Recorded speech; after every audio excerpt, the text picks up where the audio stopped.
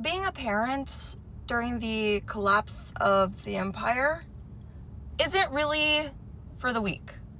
And especially if you are a critical thinker who desires truth to be the law of the land, it's not easy. It's not easy at all.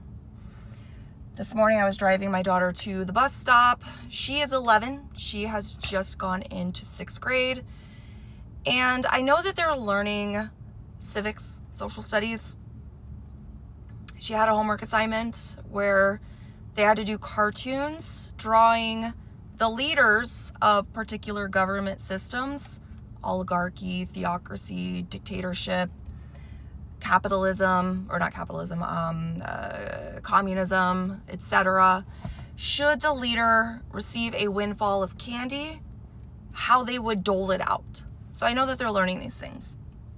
And I was explaining to her that the government is shut down effective today, and how that's going to be a little challenging for some of us. And she asked how that worked, and I explained to her kind of briefly, as well as you can, in an 8-minute bus ride to an 11-year-old. And then she asks me, what kind of government do we have here in the United States? And I'm sure she's been told. I know that she knows. So I'm not really sure why she thought to ask this morning what that government is. And I was like, granted, I had about 4 minutes to have this conversation at this point in the drive. There's something about when a child who's starting to learn critical thinking for themselves and is starting to get some sort of foothold in the way that things work and looking around the world around them, before the indoctrination, before the propaganda, when they can still be taught that when a child asks you a question, you want to answer them very authentically. But we're in times now where authentically is fucking scary. What do you tell an 11-year-old? How much do you tell an 11-year-old? I don't even know. Is there a guidebook on how to parent during the period before the revolution? If anyone knows any, drop it in the comment section. But I looked at her kind of, because I was driving, I couldn't look at her too much. But I was like, well, your teachers are going to tell you it's a democracy. We're going to wave flags all over the world under that democracy term, catchword, buzzword. It sounds good. It's one word, so it's easier, but we're actually more of a constitutional republic. It's a bigger word, so maybe we don't really use that very much, but that's effectively what we are supposed to be. However, how are we operating?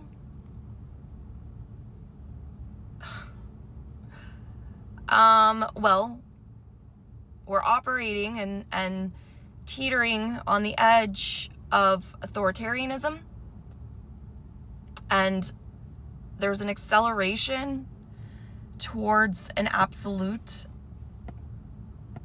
authoritarianism state, country, government every single day. I fear that that's where we're going. Okay, we're at the bus stop. Okay, honey, bye. I love you. We can talk about this more later if you want. It's kind of how that conversation went.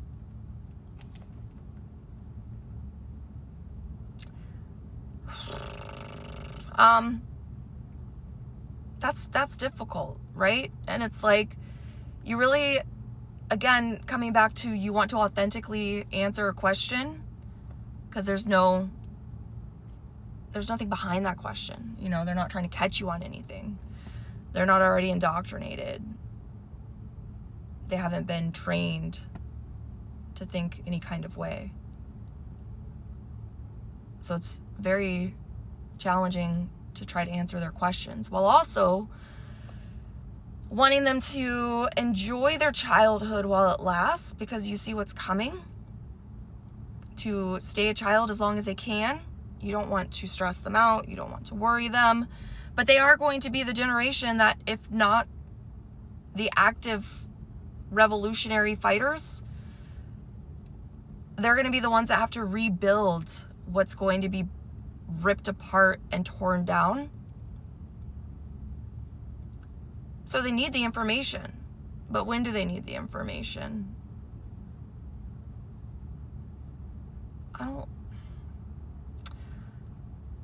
I gotta go into work, but I just wanted to document this and post it before I forgot the things I said and the way that I felt in this moment. So